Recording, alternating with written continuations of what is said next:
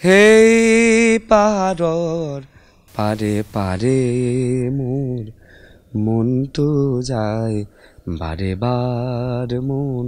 ছোটদের গান নিয়ে আমাদের আরেকটু চিন্তা করা উচিত, মানে ছড়া গান নিয়ে। এবার সারি গান বাজানোর আগে প্রথম শর্ত হচ্ছে নদী বাজাইতে হবে। আমি আমার নিজের একটা কম্পোজিশন আছে, রাভার বলে একটা কালচার, একজন ওনাদের সাথে আমি মিশছিলাম, তো ওনাদের ওইখানে গিয়ে আমরা একটা গান করছিলাম। সেই গানটা অল্প একটু আমি শুনে, গানটা এরকম: হেই পাহাড়র পারে পারে মোর মন তো যায় বারে বার মন, মন তো যায় বারে বার। শীতল বতারু বিদেখি বন্ধুর গীত, শীতল বতারু বিদেখি বন্ধুর গীত। এই পাহাড়র পারে পারে মোর মন তো যায় বারে বার। কেসারেন শেকড় থেকে শিখরে।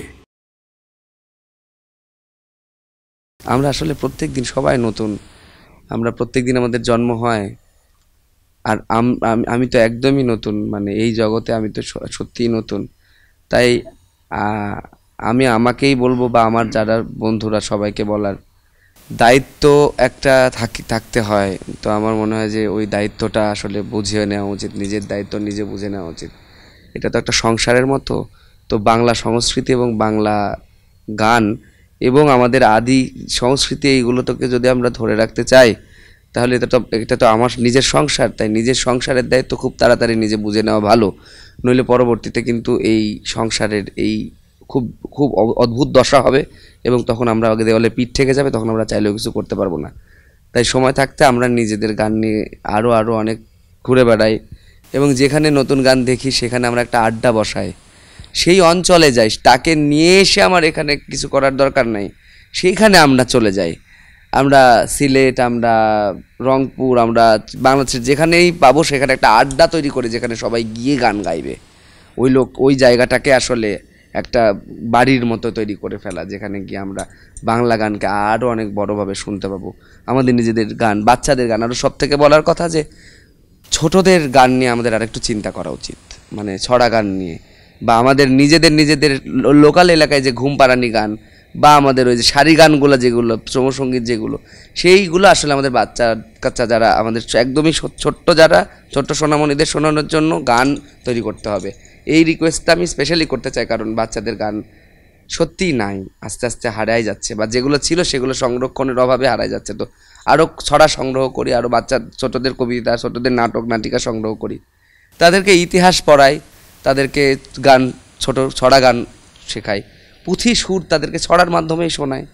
তো এটা আমার থাকবে যে এগুলো নিয়ে যদি আরেকটু বেশি কাজ করে। আসলে এই যে আমাদের যে জারি গান, সারি গান গ্রামে আগে যেরকম হইতো, এটা কিন্তু হারাই যাচ্ছে। আসলে এইটা পুনরুদ্ধারের জন্য আমাদের আসলে কি করণীয় থাকে? আসলে এখন করার, আসলে সেই অর্থে আমি বলতে খুব খারাপ লাগলেও, সংগ্রহ করা ছাড়া যেগুলো আছে সেগুলো হয়তো খুব মুমূর্ষ, সেগুলো আসলে সংগ্রহ করে মমি করে রাখা ছাড়া জানি না। আমি আশা রাখি যে নদীগুলো আবার জাগবে। তো আমাদের আসলে প্রকৃতি নিয়ে খেয়াল রাখতে হবে। সারি গান মাছের মতো, নদী যতক্ষণ বেঁচে আছে ততক্ষণ সারি গান বেঁচে আছে, মানে সারি গানের জন্য আসলে নদী লাগবে। এবার সারি গান বাজানোর আগে প্রথম শর্ত হচ্ছে নদী বাঁচাইতে হবে। তো আমরা যদি নদী বাঁচানোর চেষ্টা করি, তাহলে আমাদের যে চিন্তাগুলো করতে হবে সেটা তো আমরা সবাই জানি, যে নদী বাঁচাতে হলে কী কী করতে হয়, এটা তার বলার অপেক্ষা রাখে না। তো এই গানগুলো আমার নিজেকে বাঁচাইতে হলে এবং আমার মাকে বাঁচাইতে হলে আমার নদীকে বাঁচাইতে হবে। নদী না বাঁচাইলে আসলে আমরা আমাদের বাংলা গানের, আমাদের দেশের গান আমরা বাঁচাইতে পারবো না। তো আমাদের আসলে নদী বাঁচাইতে হবে।